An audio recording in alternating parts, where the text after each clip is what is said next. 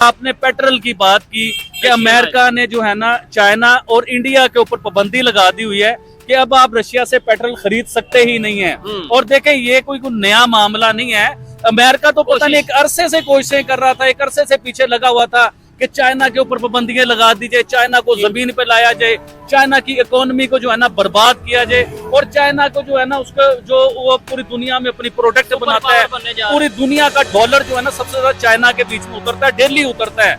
तो अमेरिका की बड़ी कोशिश थी कि इनकी इकोनॉमी नीचे लाई जाए, इनको जो है ना इनके काम कारोबार रोके जाए, इनकी इंडस्ट्री जो है ना बैन कर दी जाए। ईरान का मेन मुद्दा जो है ना वो हिंदुस्तान और अमेरिका का चल रहा है। आपको याद होगा पिछले 1, 2, 3 महीनों से जो है ना अमेरिका ने जो कोशिश अमेरिका कर सकता था उसने वो हिंदुस्तान के लिए कोशिश की, चाहे वो उसे टैरिफ की शक्ल में किया, चाहे आईफोन की शक्ल में किया, चाहे उधर जो गाड़ियां बन रही हैं उनकी शक्ल में किया। अमेरिका ने खुले लफ्जों में कहा कि आईफोन जो है ना अब इंडिया में बनाना बंद किया जाए। उसके अलावा इंडिया की आपको पता है एक्सपोर्ट, जिस तरह चाइना की एक्सपोर्ट पूरी दुनिया में हो रही है, इस तरह इंडिया की एक्सपोर्ट भी पूरी दुनिया में जाने लगी हुई थी। और अमेरिका में तो बहुत ज्यादा इंडिया की प्रोडक्ट जाती हैं, हर किस्म की, चाहे वो मसाला जात हो, चाहे इलेक्ट्रॉनिक चीजें हो, किचन एवरीथिंग कुछ भी हो। लेकिन अमेरिका ने टैरिफ लगा के जो है ना उन्हें बंद किया, उन्हें रोका गया कि आप इतना बड़ा एक्सपोर्ट ना करें, क्योंकि आप जब एक्सपोर्ट होता है ना तो मुल्क की इकोनॉमी ऊपर आती है। अब आते हैं मेन मुद्दे पे स्टोरी सुनाने के बाद ना रशिया के पेट्रोल के ऊपर। देखिए रशिया जो है ना वो बड़े लेवल पे इंडिया को पेट्रोल जो है ना वो सेल करता था और डिस्काउंट पे सेल करता था। इवन के इंडिया का आपको पता है कि इंडिया की जमीन से पेट्रोल नहीं निकलता, अगर निकलता भी होगा तो बड़ा कम निकलता होगा। इसी तरह ही है। लेकिन इंडिया जो है ना दुनिया में बहुत बड़ा एक्सपोर्टर बना हुआ था पेट्रोल का। कहते नहीं कि बकरे की माँ कब तक खैर मनाए, एक दिन तो छुरी के नीचे आना है। तो अमेरिका जो है ना जितना मर्जी चाइना के ऊपर चढ़ाई कर ले, जितना मर्जी दौड़ कर ले, जितना मर्जी इंडिया के ऊपर चढ़ ले, एक दिन वो काबू जरूर आएगा। अब देखें पहले इंडिया अकेला था, इंडिया के ऊपर पाबंदियां लगाई जा रही थी, इंडिया के ऊपर टैरिफ लगाए जा रहे थे। अब इंडिया अकेला नहीं है, चाइना उसके साथ है, क्योंकि चाइना पे भी पाबंदी लगी। आप समझे इस चीज को चोई साहब। देखें पहले अमेरिका जो है ना सिर्फ चाइना को डराता था, इंडिया को यूज करने की कोशिश करता था। अब चाइना और इंडिया दोनों जो है ना अमेरिका के दुश्मन हो चुके और अमेरिका इनका दुश्मन हो चुका हुआ है। और जब इनके सर जुड़ेंगे आपस में, समझे मेरी बात को चोई साहब, इंडिया और चाइना के देखें हो सकता है। मैं बताता हूँ आपको, देखें जब मुसीबत आती है ना दो कंट्री की और दुश्मन दोनों का एक ही हो, ये मैं अपने तजर्बे बता रहा हूँ, मैं ये थोड़ी कह रहा हूँ कि ऐसा हो जाएगा। मुझे लगता है कि ऐसा हो सकता है कि दोनों आपस में सर जोड़ेंगे, अमेरिका के खिलाफ कोई पॉलिसी बनाएंगे। कब तक अमेरिका पेट्रोल रोक लेगा, कब तक अमेरिका कोशिश करेगा? देखें कोशिश उसकी अब कामयाब होते हुए नजर भी आ रही है। लेकिन जिनके बिजनेस रुक जाते हैं, जिनके कारोबार रुकते हैं, इंडिया इतने बड़े लेवल पे एक्सपोर्ट कर रहा था, उसके मुल्क में पेट्रोल सस्ता था, तो इसी इकोनॉमी डैमेज होगी, ऑब्वियसली डैमेज होगी। जब इतने बड़े लेवल पे उनका पेट्रोल नहीं बिकेगा, इकोनॉमी डैमेज होती है। उसके अलावा उनके एक्सपोर्ट के ऊपर जो मामला तो हो चुके हैं, उनका एक्सपोर्ट सारा रुक गया हुआ है, पाबंदियां लगी हुई है उसके ऊपर, तो उसकी वजह से भी इकोनॉमी डैमेज होती है।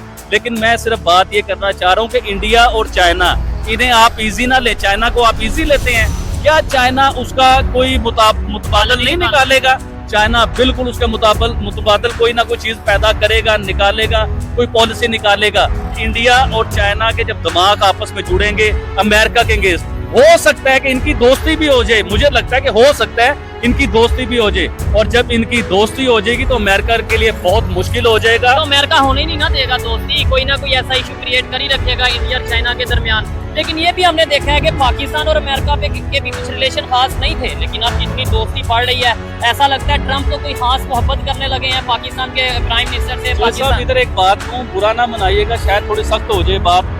आपने देखा होगा कि जिस दौर में भी अमेरिका ने पाकिस्तान की तारीफें की हैं, जिस दौर में वो पाकिस्तान के साथ खड़ा हुआ है, जिस दौर में वो पाकिस्तान के वजीर आजम की तारीफें करता रहना, यकीन करें या तो वो पाकिस्तान को जंग की तरफ लेके जाता है या पाकिस्तान के ऊपर कोई मुसीबत आती है। क्योंकि वो हमेशा अमेरिका जो है ना उसकी पॉलिसी होती है फायदा उठाने की, और वो फायदा उठाता है। देखें जिस मुल्क में आज तक अमेरिका घुसा है, आप देखें हिस्ट्री निकाल के देखें, वो मुल्क तबाह बर्बाद हुए हैं या उस मुल्क में जंगें लगी हैं। अब अल्लाह खैर करे, क्योंकि वो हमारे आर्मी चीफ की भी बड़ी तारीफें कर रहे हैं, वो हमारे वज़ीर आज़म की भी बड़ी तारीफें करते हैं। तो अल्लाह खैर देखे, हम तो मुहब्बे वतन पाकिस्तानी हैं, हम तो हमेशा चाहते हैं कि हमारे अमेरिका से भी रिलेशन बेहतर हो, हमारे चाइना से भी रिलेशन बेहतर हो, और इवन के हमारे इंडिया से भी रिलेशन बेहतर हो, और इवन के अफगानिस्तान के साथ भी हमारे जो है ना तल्लुकात बेहतरीन होने चाहिए। ये होंडा CD70 1,80,000 या 70,000 की परचेज करते हैं। इंडिया के बीच में 1,80,000 की आपको बाइक पता कौन सी मिलेगी जिसे आप प्रॉपर हैवी बाइक कह सकते हैं,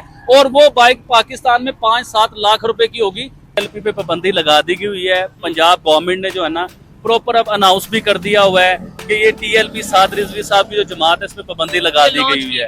ये लॉन्च की गई हुई थी और ये इशारों पे चलती थी, मतलब पीछे से इशारा आता था तो ये चल पड़ते थे, ये निकल आते थे बाहर। देखे मैं इधर सवाल जो सब मेन बात होती है सवाल की, इधर सवाल रखना चाहूंगा सबसे, चाहे वो लोग हों, चाहे कोई भी हो, चाहे वो पाबंदी लगाने वाले हों। देखें आपने टीएलपी पे पाबंदी लगाई, कोई बात नहीं, अगर पाकिस्तान में कोई गलत कर रहा होगा तो आप पाबंदी लगाएं, 100 बार लगाएं पाबंदी, लेकिन आपने पाबंदी उनके ऊपर देखें जब आपके पेट में दर्द होता है तो आप उसका प्रॉपर इलाज करवाते हैं। सिर्फ आप एक टीका लगवा के ये नहीं कहेंगे कि मैं सही हो गया हूँ, उसके लिए आपको मेडिसिन खानी पड़ती है हफ्ता 1.5 हफ्ता। तो आपने पाबंदी लगाई, लेकिन आप ये भी कहते हैं कि किसी के इशारे पे बाहर निकल आते होते हैं, अगर इन्हें किसी का इशारा आया हो तो बाहर निकल आते हैं। जी हाँ, अनाउंस किया गया आपको। तो मैं आपसे ये पूछता हूँ कि आपके अंदर इतनी हिम्मत है, इतनी पावर है, जिसने इन्हें अनाउंस किया उन्हें पकड़ सकते हैं आप? क्या उन तक आप पहुंच भी सकते हैं? क्या उनका नाम भी आप मीडिया के ऊपर ले सकते हैं? नहीं ले सकते, क्योंकि आपके अंदर ये पावर ही नहीं है, ये ताकत ही नहीं है आपके अंदर, क्योंकि आप खुद भी डरते हैं। इंडिया में जब किसी मस्जिद पे पाबंदी लगती है या उसे बंद किया जाता है तो तमाशा बन जाता है पूरे पाकिस्तान के बीच में। आज पूरे पाकिस्तान में पाबंदी लगी है मस्जिदों के ऊपर, तो कहाँ है वो लोग जो इंडिया की मस्जिद के लिए बाहर निकलते थे, पाकिस्तान की मस्जिद के लिए नहीं निकलेंगे बाहर? आज कहें गवर्नमेंट को कि आपने गलत किया है, आपने मस्जिदों को ताले लगा दिए हैं। देखिए सुनने में तो ये बात बड़ी अजीब लगती है कि मस्जिद को ताला लगा दिया गया, लेकिन बात सुने इतनी लंबी दाढ़ियां रख के और मस्जिदों में गलत काम कर रहे हो, जैसे टीएलपी ने ये काम किया कि अवाम को सर जो हकीकत है वो बात करूंगा, मैं नहीं डरता हूँ किसी से भी। जिस तरह अवाम के बच्चे इन्होंने बाहर निकलवा के मरवाए हैं, इन्होंने क्या अपना बच्चा मरवाया कोई बाहर? और साद रिजवी साहब जिनकी मैं बात कर रहा हूँ, साद रिजवी साहब आज वो कहाँ हैं? लोगों के बच्चे मरवा के आज वो खुद छुप के बैठे हुए हैं। इतने बड़े लीडर होते तो खड़े होते।